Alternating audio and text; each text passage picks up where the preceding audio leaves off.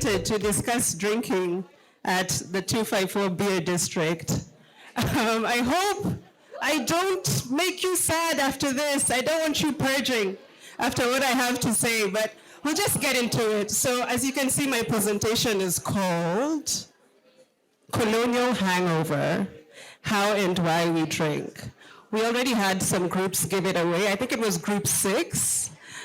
That basically, we're of the same mind, good sir. Even though you didn't win, you won in my heart. I agree with you. So we will be talking about the history of alcohol in the country and how that's influenced how we drink as a people. So I wanted to start with a quote because I'm a scholar and I have a lot of quotes in here. And indeed, if it be the design of providence to extirpate these savages in order to make room for cultivators of the earth, it seems not improbable that rum may be the appointed means. It has already annihilated all the tribes who formerly inhabited the seacoast. And this was said by the leader, President Benjamin Franklin, United States, 16-something, I don't know what year. So how did this study come about? Why did I decide to start researching alcohol and how Kenyans drink? So basically the history of it is I was living in the United Kingdom. Oh, it's gone. Okay, it's back. I was living in the United Kingdom for a few years, and I was in a pretty multicultural environment. There were continental Europeans there. There were people from former settler colonies there. I had a Brazilian indigenous friend who was like in his 40s, and I had Rwandese friends. There were a lot of Kenyans and so on. And my Brazilian friend would get drunk, and then like we would gather for just drinks. The continental Europeans would be calmly just having a glass of red wine or whatever. And the Brazilian indigenous guy would be chugging whatever alcohol is inside. And every single time, without fail, 2 hours down the line, he'd be going around asking everyone, "Qu'est-ce qui se passe ici?" Mind you, he's Brazilian. He would just start speaking French all of a sudden. And as well, I noticed with like my Rwandese friend, he took a trip to South Africa just to drink. I was like, "Don't you want to see Table Mountain? Don't you want to Johannesburg, Nelson Mandela?" He's like, "No, we're going to drink for 4 days." I'm like, wow, that's a bit worrying. And then also like me and my Kenyan friends, we always talk about how much you can drink each other under the table. If your Kenyans hang out with any other nationality, it's about bragging, "As we can drink more than you. Put us to the test," you know. Kenya is very much a drinking nation. And for me, it was like, what's going on here? Maybe it's just beyond the optics of it. Maybe there's something happening under the surface, psychosomatically. You know, the body keeps the score, whatever we're going through. Maybe this is something to do with that. So I started researching. The reason why I chose that image is that South Africa, which is another settler colony, I would argue it still is, during Christmas, there's usually TikToks being released by young people of their uncles and aunts in just a dazed state, completely drunk. They're like even posing like this, you know? And it's like your hookah and your shushu, just from the 24th to the 27th, you know? And it's like, whoa, there's something here, there's something here. So the background to the research. Right. So the background is the introduction of European-made alcohol into European colonies has been studied anthropologically and historically for a long time. But these studies have primarily taken focus on North America, where you have indigenous Americans, and in the Aborigines, where you have Aboriginal Australians living amongst white people. But not much research has been done about alcohol consumption in Africa. So that's why I wanted to get into it. So with regard to Native Americans, indigenous tribes of America didn't used to consume alcohol before contact with white people. They preferred ayahuasca and all these other meditative herbs and plants that would take you to another place, but they were not the type of people to brew alcohol. And then the British came over, they introduced them to alcohol, and they very quickly realized that they could use it to control them, right? So there's a quote here that it would be used as a tool of diplomacy in official dealings between authorities and natives, which later evolved into a de facto policy of using alcohol as a bargaining chip in the appropriation of traditional land holdings. So basically, they get you wasted, they get you to sign some papers, you wake up the next morning and you're homeless. With regard to the Aborigines, they came into contact with alcohol when the British captives were transferred to the continent. So how white people ended up in Australia is basically Britain didn't want to deal with its prisoners anymore, and it was like, send them to Australia, like let them go fight with the kangaroos and the Tasmanian devils, like we don't care. And so when they went that way, they took with them alcohol, right? And for the Aborigines, how they were utilizing this alcohol was to exchange for sexual favors. Who amongst you has not? Anyway. See you on the marinade.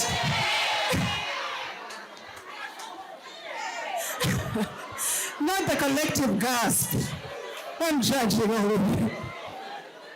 Right, in exchange for sexual favors, as payment for labor, and to incite fighting as street entertainment.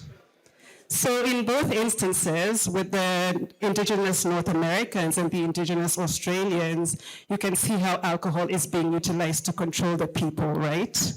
So both these groups of people have gained reputations as being notorious alcoholics. And there's numerous texts that you can read by indigenous writers and by Aboriginal writers writing about how their people have been decimated by alcohol. So then we move to the Africans who are being enslaved and are currently dwelling in North America as enslaved people. And they also had alcohol given to them as a way of controlling them. And one particular instance where you find this discussion is in Frederick Douglass's autobiographies, where he talks about how alcohol was a sign that you were a hardworking slave, right? He says, a slave who would work during the holidays was considered by our masters as scarcely deserving the holidays. He was regarded as one who rejected the favor of his master. It was deemed a disgrace not to get drunk at Christmas, and he was regarded as lazy indeed, who had not provided himself with the necessary means during the year to get whiskey enough to last him through Christmas. From what I know of the effect of these holidays upon the slave, I believe them to be among the most effective means in the hands of the slaveholder in keeping down the spirit of insurrection. Were the slaveholders at once to abandon this practice, I have not the slightest doubt it would lead to an immediate insurrection amongst the slaves. These holidays serve as conductors or safety valves to carry off the rebellious spirit of enslaved humanity. And the same was the case for Africans who were moved to the Caribbean.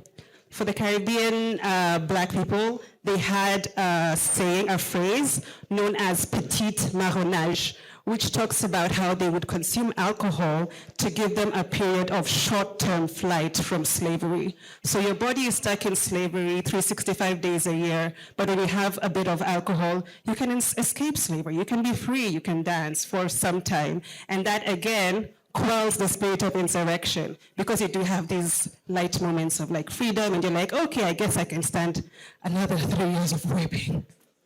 So, I mean, in the modern day in the Caribbean, they are now the greatest rum producers in the world, and therefore they're also imbibing a lot more.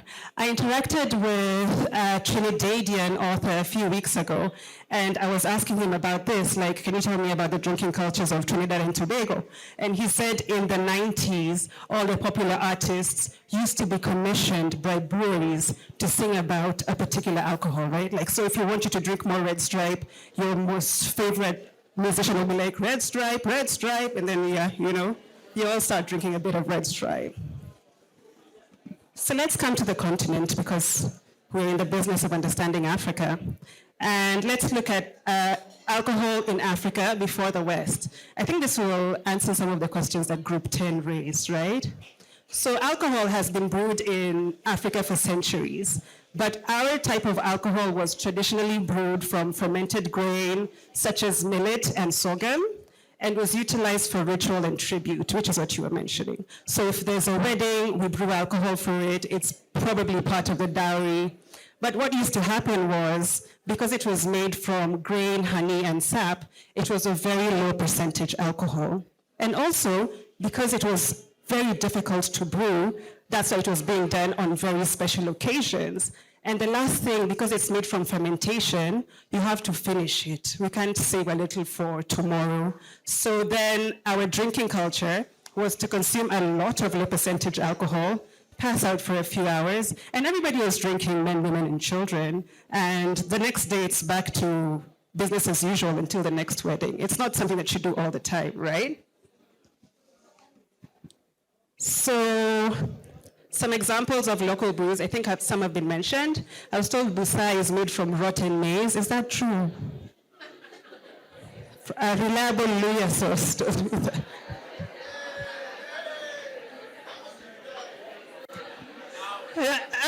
I'm just the messenger.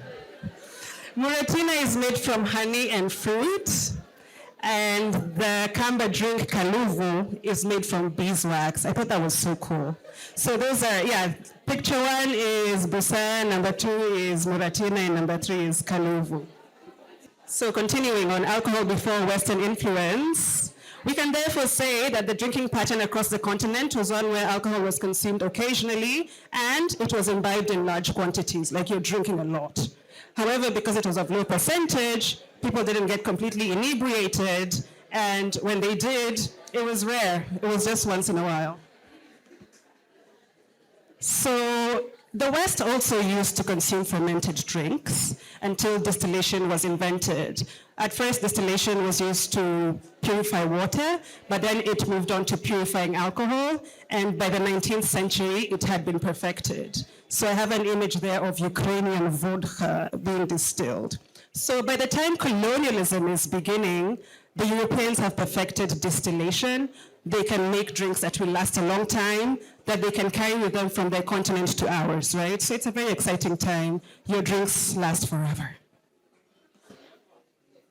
So then we have the West coming to Africa, colonization and slavery, right? So interactions between the British settlers in North America and the native populations had already told the British how indigenous populations could be controlled through alcohol. So they brought alcohol to the continent as a tool of negotiating as well as a tool of trade. So they already knew that when they were coming to exchange for slaves, they would say, we have cloth, we have mirrors, and we have this thing. Do you want to try it? It's going to knock your socks off. So it was through these interactions that the British realized that alcohol, especially their alcohol, could be viewed as a prestigious good worth trading because it was foreign, it was kicking people in the guts in a good way, and all you want is a few, and now Zungu. Give me the alcohol. Are you crazy? So they also realized that alcohol, compared to other trade goods, was an infinite resource and it could keep really well. Like if I bring 10 bottles of whiskey, like I can trade 1,000 of you. Like it's so easy. And so it provided a recurrent source of income through trade. Lastly, owing to the fact that it was foreign to native tongues, they knew that they could dilute it. So what was 1 liter of alcohol could easily become 5, because you guys are used to low percentage alcohol. So they're making bang for buck on trading with alcohol, right? So yeah, similarly in Africa, the tactics that they used in North America came in handy. Because Africa was a continent where people consumed alcohol, it was easy for them to influence our drinking cultures. You're already used to drinking and drinking a certain way. Let's introduce you to something new that you can drink. But we have to remember again that the percentage alcohol for Africans was very low and it was consumed rarely, whereas Europeans drank daily. And especially for Europeans who came to the colonies, because these were like tough conditions for them, right? So obviously, a lot of them would end up becoming alcoholics because they're among these niggas like, what do you want me to do? Get me my whiskey, man, this is too much. So the only Europeans that Africans were used to seeing were permanently drunk Europeans. And they thought, oh, this is how it should be. Like you should always have a bottle of something in your hand, right? So now we come into how it was utilized in both these periods, right? So the commencement of the slave trade on the continent, led by the European powers, introduced us to this high percentage alcohol, right? This is how it came to us. Initially, one of the products brought from Europe for barter with slaves was alcohol, and then it became a standard requirement. Like now the slave sellers were saying, if you want to trade with us, you have to bring alcohol, otherwise, no deal. So in the end, alcohol imported into the West African region accounted for 5 to 10% of revenue from the slave trade at its peak. So the slave traders, realizing that their African counterparts were not familiar with Western spirits and wishing to maximize profits, would water the alcohol down. Another thing that they would do is that they would bring the rejected alcohol. I think it was called trade gin, which was basically liquor with impurities, and this is what they would use to trade. They keep the good stuff for themselves, and they keep the adulterated stuff for trading. So this trade gin would be used for paying porters and carriers of goods, as well as being exchanged for enslaved persons. So the introduction of liquor with high percentage alcohol obviously drastically altered our drinking habits, both along the slave trading routes as well as farther inland. After contact with the European traders, and in keeping with already existing habits of consumption, the population began to exhibit higher levels of drunkenness because they're still consuming the alcohol at the same rate that they used to, but this time it's much higher percentage alcohol, and it's also alcohol with impurities. So it is worth pointing out that the supply of alcohol from the Europeans, apart from being stronger, was also constant because they have distilled alcohol, so they can keep providing it. You can drink as much as you want, as opposed to how you were used to drinking only on special occasions. Here's a quote from Tommy Orange. Tommy Orange is a Native American author who has also covered the topic of alcoholism among Native populations in Canada. And the book is called Here, Here. He says, look, see here, the way it's gonna be is, first you're gonna give me all your land, then your attention, until you forget how to give it, until your eyes are drained and you can't see behind you, and there's nothing ahead, and the needle, the bottle, or the pipe is the only thing in sight that makes any sense. So now we come to the age of prohibition. This was when the missionaries were coming onto the continent, and one of the things that missionaries preach about is temperance. So obviously, if anybody should not be drinking, it's these poor native souls that need saving, right? So prohibition quickly entered into fashion, meaning Africans were not allowed to consume alcohol. This was in the later 19th century. So legislation was passed to ensure that alcohol would not be consumed by the locals. But alcohol had proved to be so lucrative in the slave trade that it was almost like a loss. So the governments of the West and the missionaries had to negotiate. And the question is, you guys, we're losing so much on profits, just make alcohol legal again. So there's a period there in the 19th century where alcohol would go back and forth from being illegal to being legal to being illegal to being legal and so on. But one thing that remained constant was that local alcohol, traditional alcohol, was wholly illegal. It was considered to be impure, not properly made, dirty, it's gonna make you sick, you better just drink vodka or gin, stop taking your local brews. So there's this huge stigma against local brews and a preference for the imported ones. So this idea of prohibiting local alcohol was part of the Europeans' newfound civilizing mission on the continent, and movement towards the continent began first with Christian missionaries who were of the opinion that alcohol should be prohibited. So these opinions contradicted sharply with the colonial administrations, who sought not only to civilize the natives, but to also gain monetarily from the control of the territories through both extracting from the colonies and trading with the natives. So, like I said, there's this back and forth time period where there was an argument between prohibition and trade. And the middle ground was that the colonial administrations wholly banned local brews. Of course, as I say here, this prohibition served the purpose of opening up the market for liquor from Europe, as this would fill the gap created by the banning of local brews, which were needed for ceremonies. There's a book called The Joys of Motherhood by Buchi Emecheta, where she talks about how, I think they had to go through a marriage ceremony. Her husband was living in Lagos. They had moved from the villages. They had to go through a marriage ceremony, and the only alcohol available was Western gin. But tradition is tradition. Dowry requires alcohol, so what do you take? Western-made gin, and this isn't like pure gin. This is some trashy stuff that you're just getting by on, right? So let's jump forward to the anti-colonial movement. There are some positive notes to the consumption of alcohol, and I guess the drunken lectures is one example of that. So alcohol played a great role in the anti-colonial movement. Men would gather in shebeens and beer halls across the continent to discuss politics whilst drinking. Several liberation movements were born in this way, particularly in Zambia and Zimbabwe. That picture there is of a beer hall in Bulawayo, Zimbabwe, where topics like, alcoholism, yeah, so they were having these discussions in the beer gardens, the beer halls, and the shebeens. It's very popular in Southern Africa, more so than Eastern Africa. So to this day, as we're doing now, bars are a very popular place for politics to be discussed, right? Let's look at alcoholism in the present day. Today, Africans drink more than ever, not only because of these colonial policies, but because former settler colonies ensured that, upon their leaving the colony, they established thriving breweries that would outlive their rule. So this used to be the parting gift from the British when they left your country. They said, congratulations, you now have Kenya Breweries Limited. Woo! And guess what? If you look at trade in the country, some of the highest tax profits come from Kenya Breweries, which is now East African Breweries. Like it even grew beyond the borders, it's so massive. So the purpose of the industries left behind is not to build profits necessarily, but to ensure that the population remains under alcoholic control, incapable of making its own decisions. Someone mentioned changa. Let's go into like second generation alcohols and changa. So colonial undertones continue to pervade our drinking cultures. We don't want to consume Muratina, Busa, and so on. We want to consume Glenfiddich.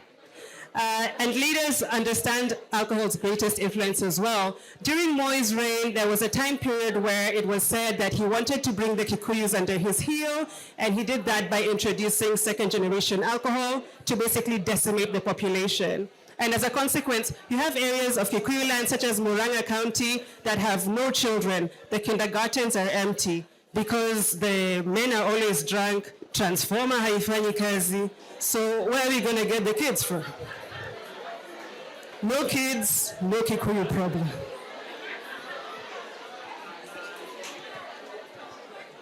So in the cities, alcohol dominates all aspects of our social life. There is a crucial lack of third spaces, which means we're always going to muendas. What else did you guys say? Instead, when you're bored, you say, let's get a drink, because we lack those third spaces where we can congregate and have a good time without necessarily getting drunk. As well, like I said, we pride ourselves on drinking everyone under the table.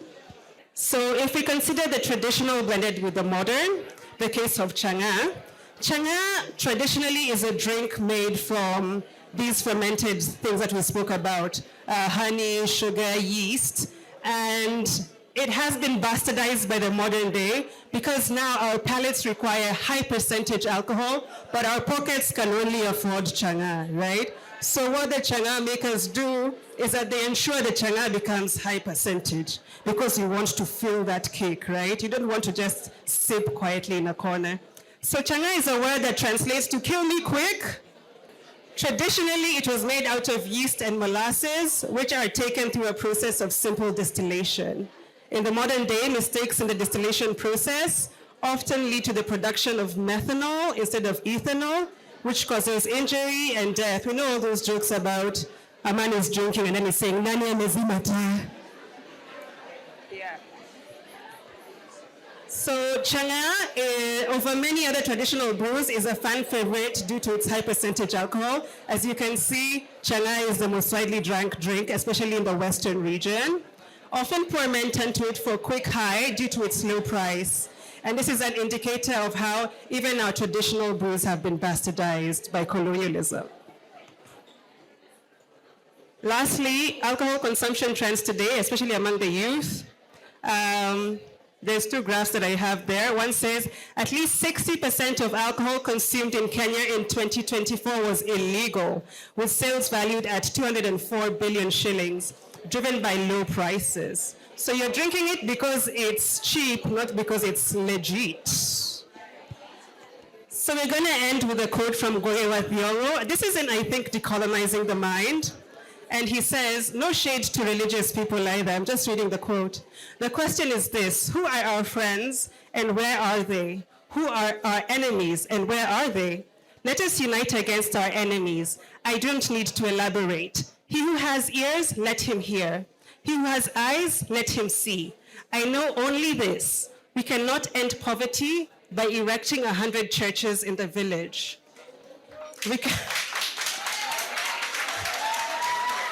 Relax.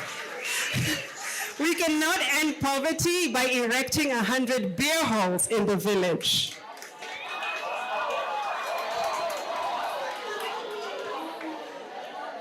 Because if we do that, we end up with two alcoholics: the alcoholic of hard liquor and the alcoholic of the rosary. Thank you so much.